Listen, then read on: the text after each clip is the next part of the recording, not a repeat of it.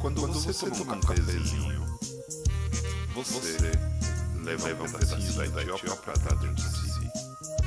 O café é natural da Etiópia e foi lá que começou a ser cultivado.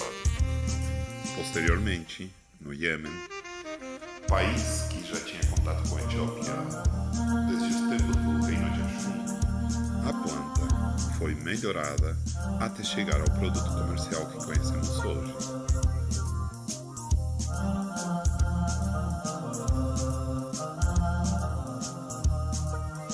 A bebida finalmente vira febre entre os turcos otomanos que espalharam pela Europa. Mas não exportaram somente a bebida, exportaram também as lojas onde se servia o produto, criando um ambiente de sociabilidade que possibilitou as discussões políticas que gestaram a Revolução Francesa.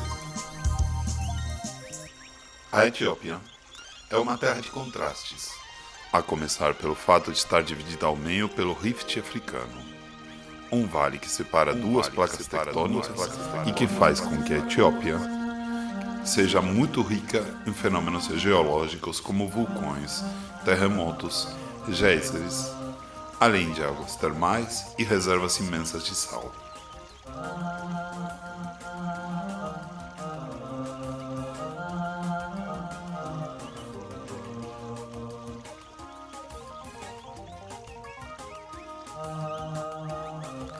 As placas tectônicas estão se separando, o que significa que em um futuro muito distante, a Etiópia vai ser um país intercontinental. Sim, o lado leste não será simplesmente uma ilha, já que a extensão dessa falha vai até o sul do continente africano, em Moçambique.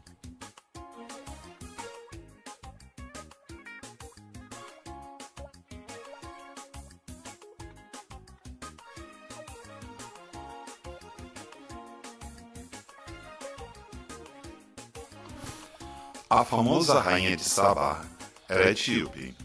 Segundo a Bíblia, ela teve um filho com o rei Salomão. É por isso que a Etiópia tem judeus. Judeus pretos que, apesar de terem sido reconhecidos oficialmente como tais pelo Estado de Israel e terem cidadania israelita, na prática sofrem discriminação racial. A profunda e ancestral relação entre Israel e a Etiópia fez também com que a Etiópia adotasse o cristianismo. A vertente do cristianismo etíope é o cristianismo ortodoxo etíope. Essa conexão com o cristianismo é a causa pela qual os Rastafaris jamaicanos adotaram as cores da bandeira etíope e colocaram no pedestal ao rei Selassie. Inclusive porque a Etiópia é, junto com a Libéria, um dos únicos dois países africanos que não foram colonizados por europeus. Mas a Etiópia é marcada pela diversidade, tanto na geografia quanto na cultura. A questão do Rift gera espaços geográficos muito particulares, mas também divide regiões radicalmente opostas, desde desertos, regiões montanhosas, savanas e florestas. Cada uma dessas regiões tem diferentes etnias, 80 etnias aproximadamente, e religiões, diversidade de idiomas e crenças, assim como há muitos cristãos, uma minoria judaica, há regiões islâmicas e muitos grupos étnicos com práticas animistas ancestrais. O Islã da Etiópia incorporou muitas práticas ancestrais locais.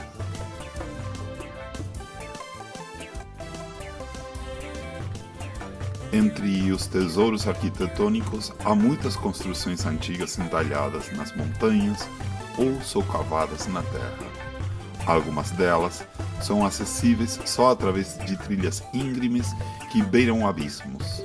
O caso extremo é o mosteiro de Debre Damno, que só pode ser acessado subindo através de copas. Em seus interiores pode-se observar pinturas dos séculos XIV e XV que lembram ícones bizantinos ou russos. só que os santos são maioritariamente pretos. No norte da Etiópia, tem as cataratas do rio Nilo Azul.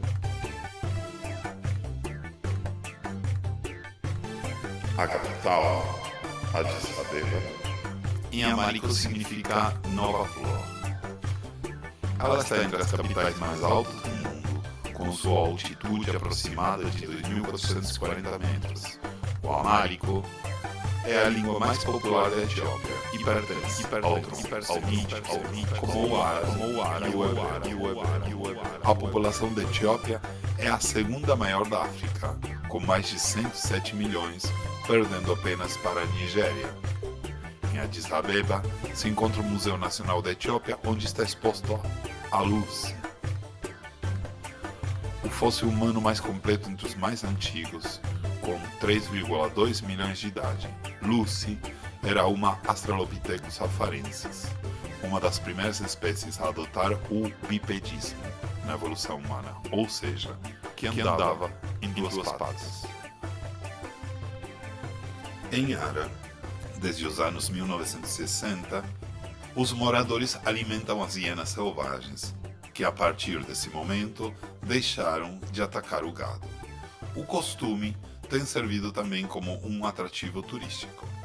Ou você não gostaria de ver a cena de um pastor dando comida na boca a uma hiena como se fosse um cachorrinho? A mansidão é tal que os humanos têm contato físico completamente amistoso com as feras. Cada vez há menos elefantes na Etiópia, isto por causa da caça ilegal para obter o marfim.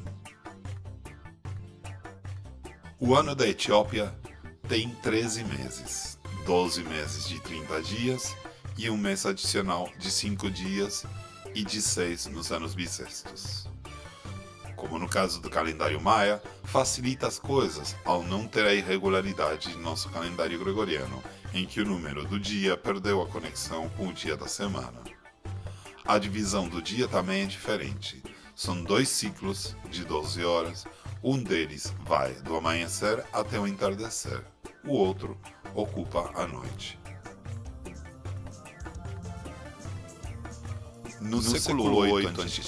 estabeleceu-se o reino Dumunt, com capital em Yara, no norte, que durou até o século IV a.C. Entre o século IV a.C. e o século I a.C., o país foi dividido em vários reinos. Um desses reinos, o Império Axumita, sem voz. Entre 1137 e 1270 foi o tempo do reino Zaghe. A partir de 1770, a Etiópia foi governada pela dinastia salomônica, que alegava ser descendente do filho que a lendária rainha de Sabá teve com o rei Salomão.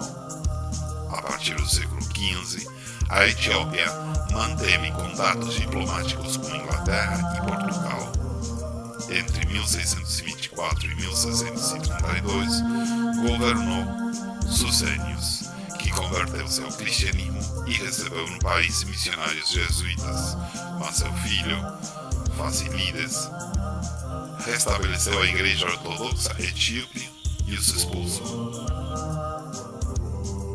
Entre 1755 e 1855, a Etiópia permaneceu bastante isolada e relativamente livre da pressão colonial dos europeus. Uma das explicações dessa estranha sorte talvez seja a dificuldade de acesso ao seu território montanhoso. No final deste período, houve uma tentativa de dominação inglesa através de sua política habitual de dividir para reinar. Mas em 1855, o imperador Teodoro II conseguiu reunificar o país. Iniciou-se o período de modernização do país, mas o governo de Teodoro enfrentou rebeliões de outros grupos étnicos. O imperador morreu em 1868 após uma batalha. Nesse ano, a Etiópia entrou em guerra com o Egito. As forças etíopes venceram e repeliram os invasores. Na década de 1890, o rei Selassie expandiu o reino ao sul e ao leste, chegando às fronteiras entre 1888 e 1892. O país sofreu a Grande Fome, que reduziu a população em 1/3. Foi nesta época, coincidentemente, que tem início a pressão colonial italiana. Um país que, assim como a Alemanha, tardou em se unificar. Itália foi, como se dizia, atrás das sobras, já que o resto da África tinha sido colonizado. Houve uma rivalidade com os ingleses nestes planos de dominação. Os italianos compraram o porto de Aceh a um sultão vassalo na Eritreia, mas logo começaram a haver conflitos que levaram à Batalha de Adwa, 1896, em que os etíopes novamente rechaçaram uma invasão estrangeira.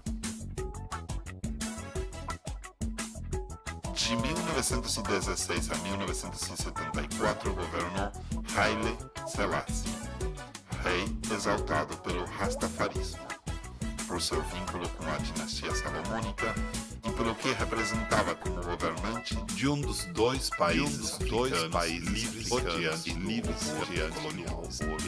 Quando a África inicia seu processo de libertação na década de 1960, muitos países incorporaram cores da bandeira etíope, verde, amarelo, cores que também são usadas pelo movimento. Ou seja, a Etiópia é um dos maiores símbolos dos pan-africanos e da diáspora africana. Selassie enfrentou a segunda invasão italiana promovida por Benito Mussolini e conseguiu vencer, desta vez, com a ajuda dos ingleses. Lembra que Inglaterra tinha interesses coloniais? Mas, de qualquer maneira, pelo menos no papel, a Inglaterra reconheceu a sua soberania no Tratado Anglo-Etíope de 1944. Em 1942, Selassie emitiu uma proclamação proibindo a escravidão. Em 1952, a Etiópia formou uma federação com a Eritreia, mas esta foi seguida pela Guerra de Independência de Eritreia. O país perdeu sua saída para o mar. Em 1963, a Etiópia criou a Organização dos Estados Africanos. Em 1974, a Frente Nacional do Povo do Tigre derrubou Selassie, culminando a dinastia salomônica. Iniciou-se um período socialista. Foi o momento de alfabetizar o país. Em 1974, havia só 957 mil alunos matriculados. Em 1986, passou a ter 2.450.000. O resultado foi que passou de uma taxa de alfabetização de 10% para 35%.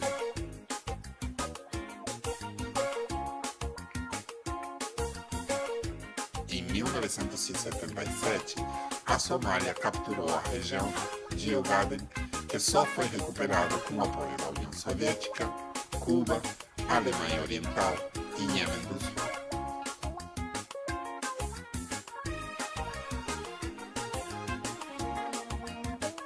No início da década de 1980, houve outra grande fome que afetou 8 milhões de pessoas e matou 1 milhão.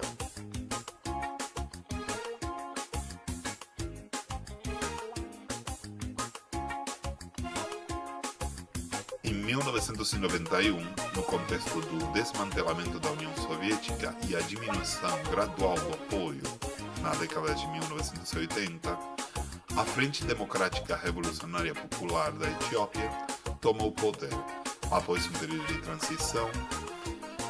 Em 1994, adotou-se uma nova Constituição com alternância de poder entre diferentes partidos políticos. Entre 1998 e 2000, a Etiópia entrou em guerra com a Eritreia por questões limítrofes.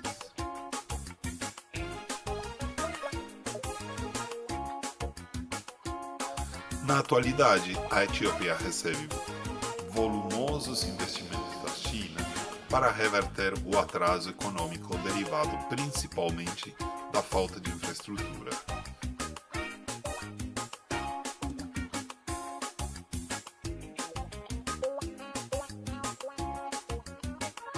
Como a ferrovia Addis Abeba-Djibouti, Os parques industriais de Hawassa, Diredawa, Kombolcha e Adama, o sistema ferroviário leve, além de rodovias hidrelétricas.